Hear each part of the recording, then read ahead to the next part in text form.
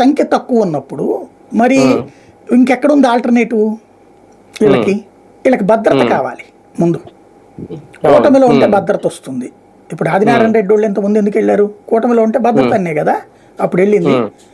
అట్లాగే వీళ్ళందరూ కూడా భద్రత కోసం కూటమిలో ఉన్న ఏదో పార్టీలో చేరాలి. తెలుగుదేశంలో స్పేస్ లేదు, జనసేన పిలవట్లేదు, రానియట్లేదు. బీజేపీ ఆప్షన్గా కనిపించింది. దాంతోపాటు బీజేపీ వైసీపీకి సంబంధించినటువంటి ప్లేసుల్ని సెకండ్ ఆప్షన్ కిందన తీసుకోవడానికి ప్రయత్నిస్తుంది, వైసీపీ ప్లేస్ని ఆక్యుపై చేయడానికి. అది కూడా అయి ఉండొచ్చు. అంటే బీజేపీ కూడా గ్రౌండ్ లెవెల్ ఏమన్నా ఒక ఆపరేషన్ మొదలు పెట్టిందా?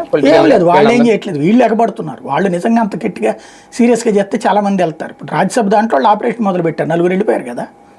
అవును, అదే ఇంకా బీజేపీ అధినాయకత్వం సీరియస్గా తీసుకోలేదు. తీసుకుంటే ఎమ్మెల్యేలను లాగడమా, ఎమ్మెల్సీలను లాగడమా ఇది ప్రయత్నిస్తారు అప్పుడు.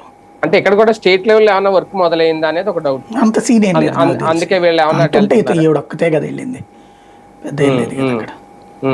అంటే మామూలుగా ముస్లిం వాళ్ళు, మైనార్టీలు బీజేపీకి దూరం అంటారు కదా హిందుత్వ పార్టీకి, కానీ వీళ్ళు వెళ్ళి ఇప్పుడు ఈవిడ వెళ్ళి చేరడం అనేది దీని వెనక ఉన్నాడు కదా. ముస్లింలు చాలా మంది ఉన్నారు ఇప్పుడు బీజేపీలో, ఇదివరకు కదా ఒక్కలన్నీ కూడా. ఇప్పుడు బీజేపీ మైనార్టీ మోర్చా ఉంది దేశవ్యాప్తంగా, ఆ రోజులు పోయినాయి, ఎప్పుడో పోయినాయి అయ్యి. వైసీపీలో జగన్ కంటే మోడీ బెటర్ భవిష్యత్తులో అనే ఫీలింగ్ ఏమైనా వస్తుందా సార్ కొంతమంది నాయకులకి?